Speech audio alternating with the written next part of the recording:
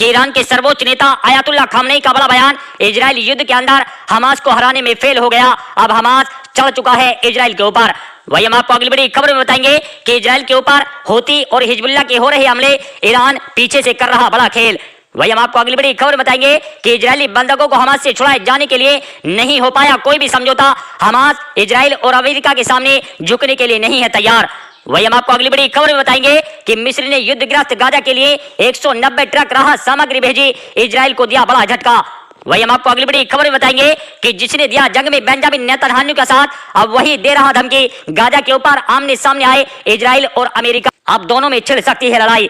वही हम आपको अगली बड़ी खबर में बताएंगे कि फिलिस्तीन के राष्ट्रपति महमूद अब्बास की जो बाइडेन से बड़ी अपील, गाजा के अंदर युद्ध विराम करने के लिए अमेरिका के राष्ट्रपति जो बाइडेन इजराइल के खिलाफ कोई सख्त कदम उठाएं। वही हम आपको अगली बड़ी खबर में बताएंगे कि हमास का सफाया नहीं कर पाएगा इजराइल और उसकी सेना, हम रोकेंगे उसे, जॉर्डन के विदेश मंत्री का बड़ा बयान, इजराइल को दे दिया बड़ा झटका। तो दोस्तों जानेंगे इन तमाम खबरों को एक एक करके विस्तार से, लेकिन उससे पहले आप इस वीडियो को लाइक कर दीजिए और चैनल पर नहीं है तो चैनल को सब्सक्राइब करके बेल के आइकन पर प्रेस कर लीजिए। तो चलिए दोस्तों बढ़ते हैं पहली बड़ी खबर की तरफ। इजराइल ने कहा कि यमन के हूती विद्रोह ने रविवार को महत्वपूर्ण लाल सागर नौवहन मार्ग में भारत जा रहे इजराइल से जुड़े एक मालवाहक जहाज का अपहरण कर लिया और इसके चालक दल के 2 दर्जन से अधिक सदस्यों को बंधक बना लिया गया है। इजराइल को जब घटना की जानकारी मिली तो उस समय जहाज तुर्की के कोर फेज में था और भारत के पिपा वाव की तरफ जा रहा था। इस घटना के बाद यह आशंका जताई जा रही है कि इजराइल हमास संघर्ष के कारण क्षेत्रीय तनाव एक नए समुद्री मोर्चे पर फैल सकता है। यमन में ईरान समर्थित हूती विद्रोह ने कहा कि उन्होंने इजराइल से जुड़े एक पोत का अपहरण कर लिया और इसके चालक दल के सदस्यों को बंधक बना लिया गया है। हूती समूह ने चेतावनी दी है कि वो इजराइल से जुड़े या उसके स्वामित्व वाले पोतों को अंतरराष्ट्रीय जल क्षेत्र में निशाना बनाना तब तक जारी रखेगा तब तक इजराइल का गाजा के अंदर हमास शासकों के खिलाफ अभियान जारी है। हूती विद्रोह ने रविवार के दिन लाल सागर में इजराइल से जुड़े जहाजों को निशाना बनाने की धमकी दी है। यानी कि आप हूती विद्रोह ने इजराइल को समुद्र के अंदर झटके देने शुरू कर दिए हैं और आने वाले समय के लिए चेतावनी दी है, अगर समुद्र में हमारी नजरों के सामने कोई भी इजरायली पोत गुजरेगा तो हम उसे डुबोने की पूरी कोशिश करेंगे। वहीं दोस्तों बढ़ते अगली बड़ी खबर की तरफ।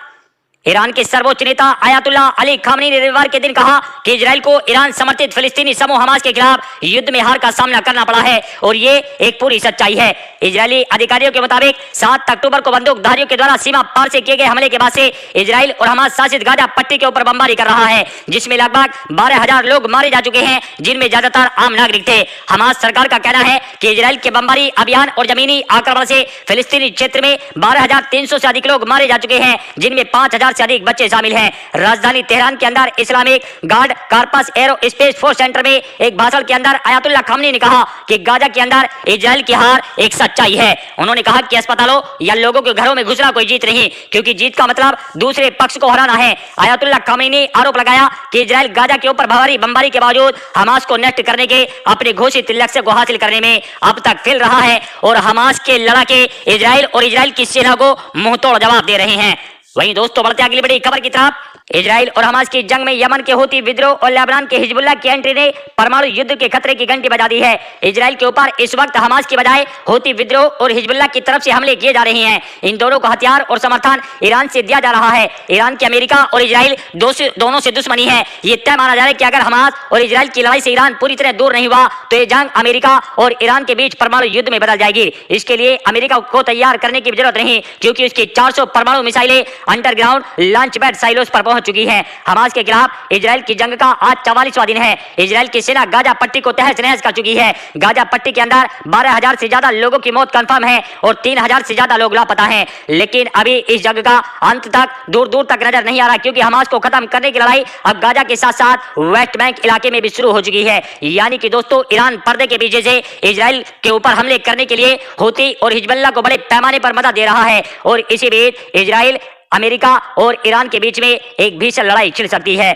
वहीं दोस्तों बढ़ते अगली बड़ी खबर की तरफ। इजराइल के लोगों को हमास के कब्जे से छुड़ाए जाने को लेकर कोई समझौता नहीं हो पाया। गाजा पट्टी के ऊपर लगातार हमले को 5 दिनों तक रोके जाने के बाद ये अटकलें लगाई जा रही थी कि दोनों के बीच समझौता तय हो गया, लेकिन अमेरिका और इजराइल ने इससे इनकार कर दिया है। इजराइल और अमेरिका ने कहा कि बंधकों की रिहाई के लिए अभी तक कोई समझौता नहीं हुआ। दरअसल अमेरिकी मीडिया वाशिंगटन पोस्ट की एक रिपोर्ट में कहा गया कि इजराइल, अमेरिका और हमास लड़ाई में 5 दिनों की रोक के बदले में 50 बंधकों को रिहा करने के समझौते के करीब थे। रिपोर्ट के अंदर राजनीतिकों के हवाले से कहा गया कि कतर की मध्यस्थता वाली बातचीत एक सफलता के ऊपर पहुंच चुकी है। इस बातचीत के मुताबिक इजराइल और हमास कम से कम 5 दिनों के लिए गोलीबारी बंद कर देंगे। रोज 50 बंधकों के बैच को छोड़ा जाएगा। लेकिन दोस्तों अभी तक हमास के लड़ाकों ने ऐसा नहीं किया है और हमास के प्रवक्ता अबू उबैदा ने एक बयान जारी कर दिया कि जो इजराइल की सेना ने हमारे ऊपर हमले किए थे, अब हमारा संपर्क इजराइल के नागरिकों से टूट चुका है और अब 240 इजरायली नागरिक जो हमारी पकड़ में थे अब वो हमारी पकड़ से दूर हो चुके हैं। यानी कि अबू उबैदा ने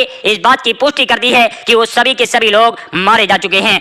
वहीं दोस्तों बढ़ते अगली बड़ी खबर की तरफ। मिस्र ने गाजा पट्टी के युद्धग्रस्त फिलिस्तीनी इलाके में राहत सामग्रियों से भरे 190 से अधिक ट्रकों का एक काफिला भेजा है। मिस्र के तहत मिस्र फंड के द्वारा प्रदान किए गए 2500 टन सहायता पैकेज के साथ काफिला रामा सीमा पार से गाजा के अंदर प्रवेश करेगा। समाचार एजेंसी सिन्हुआ की रिपोर्ट के मुताबिक मिस्र की राजधानी काहिरा के अंदर आयोजित समारोह में मिस्र के प्रधानमंत्री मुस्तफा मैडबोली ने शनिवार के दिन कहा कि अब तक गाजा को दी गई 2/3 से अधिक सहायता मिस्र से भेजी जा चुकी है। मैडबोली ने कहा कि मिस्र गाजा पट्टी के लोगों को सहायता भेजना जारी रखेगा। साथ ही मिस्र को नियमित आधार पर और जितना संभव हो सके घायल फिलिस्तीनियों को भी चिकित्सा हस्तक्षेप की जरूरत होती है। 7 अक्टूबर को गाजा के अंदर सत्तारूढ़ हमास के लड़ाकों ने के नेतृत्व में किए गए हमले के प्रतिरोध में इजराइल पिछले महीने से गाजा पट्टी के ऊपर हमले कर रहा है। हमले में 12,000 से अधिक फिलिस्तीनी लोग मारे जा चुके हैं। वहीं दोस्तों बढ़ते अगली बड़ी खबर की तरफ। इजराइल और हमास के बीच चल रही जंग का आज 44वां दिन है। ये जंग कब थमेगी ये कहना फिलहाल मुश्किल है, लेकिन युद्ध समाप्ति के बाद गाजा की स्थिति कैसी होगी, वहां का प्रबंधन और शासन किसके जिम्मे होगा, इस पर मंथन और बयान जारी है। दोस्तों हम आपको बता दें कि वाशिंगटन पोस्ट के एक आप एड में जो बाइडन ने वेस्ट बैंक के अंदर फिलिस्तीनियों पर हमला करने वाले हिंसक इजरायली निवासियों के वीजा प्रतिबंध लगाने की धमकी दी है। दूसरी तरफ इजराइल के प्रधानमंत्री बेंजामिन नेतन्याहू ने फिलिस्तीनी प्राधिकरण को अंततः गाजा के ऊपर शासन करने देने के बाइडन के आह्वान के बारे में एक प्रेस कॉन्फ्रेंस के अंदर कहा कि फिलिस्तीन प्राधिकरण अपने मौजूदा स्वरूप में गाजा के ऊपर शासन करने के योग्य नहीं है। यानी कि जो अमेरिका अब तक इजराइल और हमास की लड़ाई में इजराइल को समर्थन और इजराइल को गोला बारूद देता हुआ नजर आया, वह अब इजराइल की बगावत के ऊपर खड़ा होता हुआ नजर आ रहा है। और जो बाइडन ने साफ साफ कहा है कि गाजा और फिलिस्तीन के ऊपर केवल फिलिस्तीनियों का हक होगा। लेकिन इसे लेकर बेंजामिन नेतन्याहू जो बाइडन के सामने आकर खड़े हो चुके हैं। वहीं दोस्तों बढ़ते अगली बड़ी खबर की तरफ। फिलिस्तीन के राष्ट्रपति महमूद अब्बास ने अमेरिका के राष्ट्रपति जो बाइडन से फिलिस्तीनी लोगों की इजराइल के द्वारा की जा रही हत्या को रोकने के लिए तुरंत हस्तक्षेप का आह्वान किया है। शनिवार को सरकारी फिलिस्तीन टीवी द्वारा प्रसारित एक टेलीविजन बयान में महमूद अब्बास ने जो बाइडन से इजराइल और हमास के बीच चल रही संघर्ष में तुरंत हस्तक्षेप करने का आग्रह किया है। फिलिस्तीन के राष्ट्रपति ने कहा कि हमारे लोग हत्या और विनाश के मामले में जो कुछ सह रहे हैं वो मानवीय क्षमता से कहीं अधिक है। उन्होंने पूछा कि क्या बच्चों, महिलाओं और बुजुर्गों का खून बहाना दुनिया की अंतर आत्मा को जगाने के लिए पर्याप्त नहीं है। लेकिन दोस्तों लगातार अमेरिका के राष्ट्रपति जो बाइडन इजराइल के प्रधानमंत्री बेंजामिन नेतन्याहू से गाजा के अंदर युद्ध विराम लगाने की अपील कर रही हैं, लेकिन प्रधानमंत्री बेंजामिन नेतन्याहू मानने के लिए तैयार नहीं। अब इसके बाद अमेरिका के राष्ट्रपति जो बाइडन ही इजराइल के प्रधानमंत्री के खिलाफ कुछ बड़ा एक्शन लेने के लिए जा रही हैं।